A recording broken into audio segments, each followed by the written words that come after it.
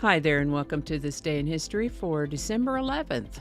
December 11th is the 345th day of the year in the Gregorian calendar, 346th in leap years, with 20 days remaining to the end of the year.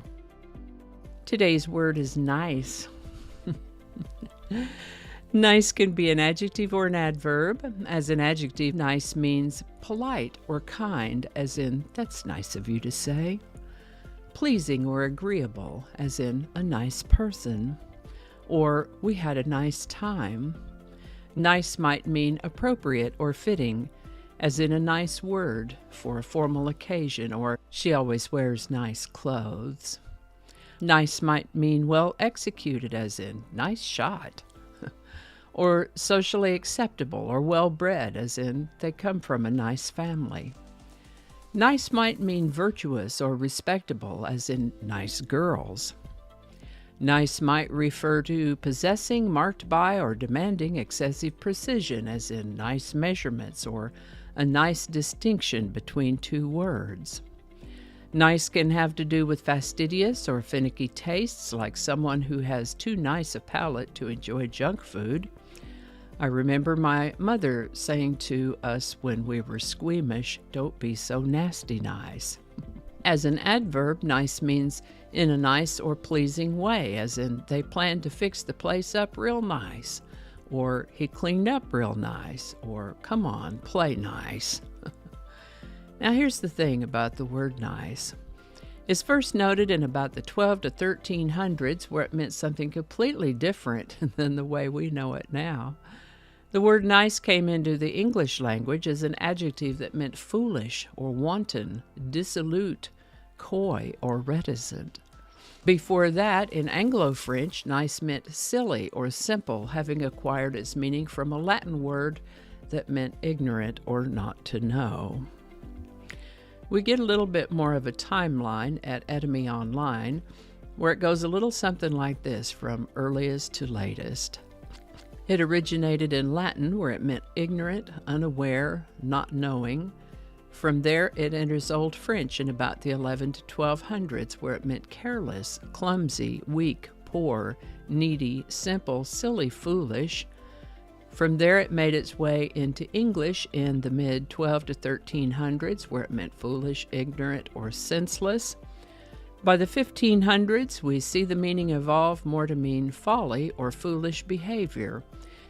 And then in quite the turnaround, it appears that nice was used to mean precise and careful.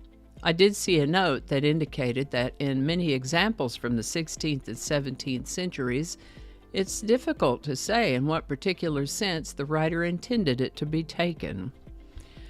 Then to a meaning of exactness in the 1670s, and we begin to see nice with more of a meaning of pleasantness in the early 1800s. By the mid-1920s, the word nice had become more nice, more along the lines in which we know it today. Interesting history for the word nice.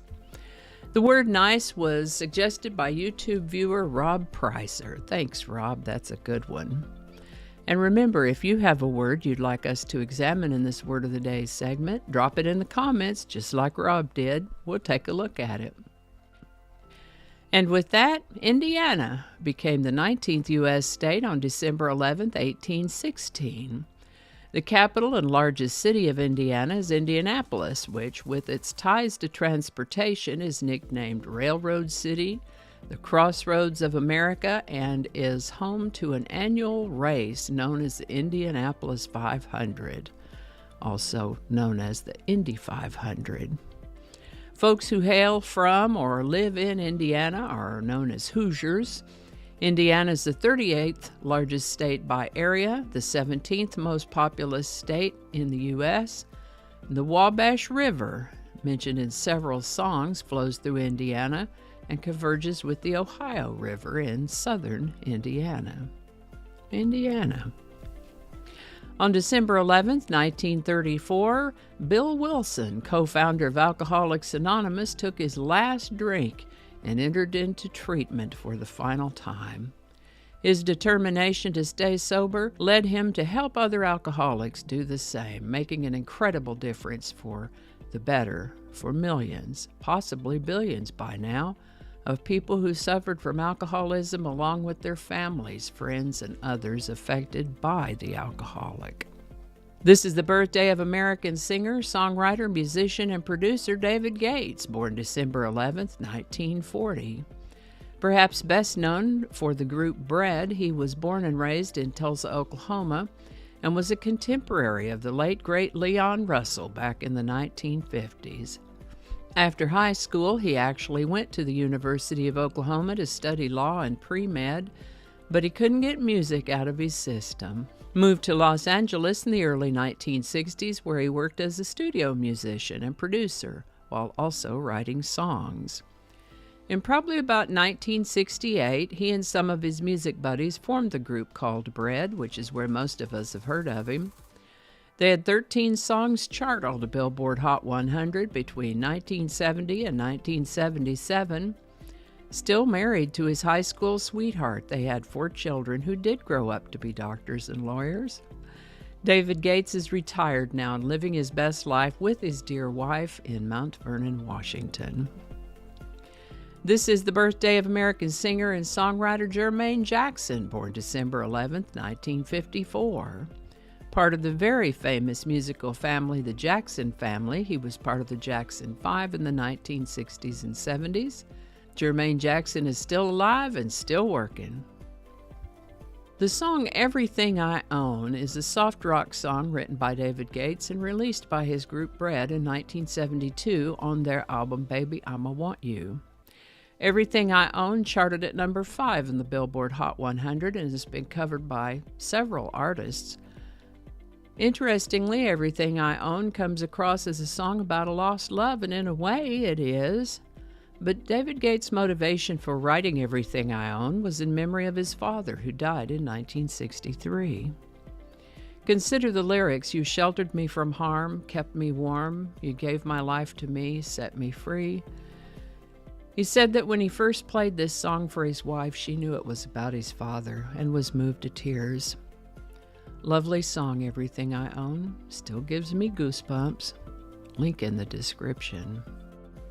And I think that's going to do it for us today. Thank you so much for watching.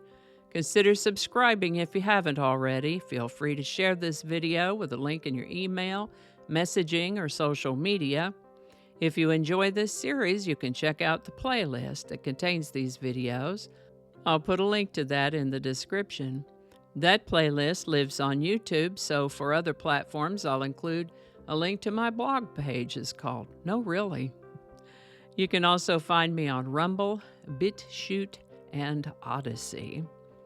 All those links in that description. Alrighty, that's all I can think of right now. Thanks again, and I'll see you next time.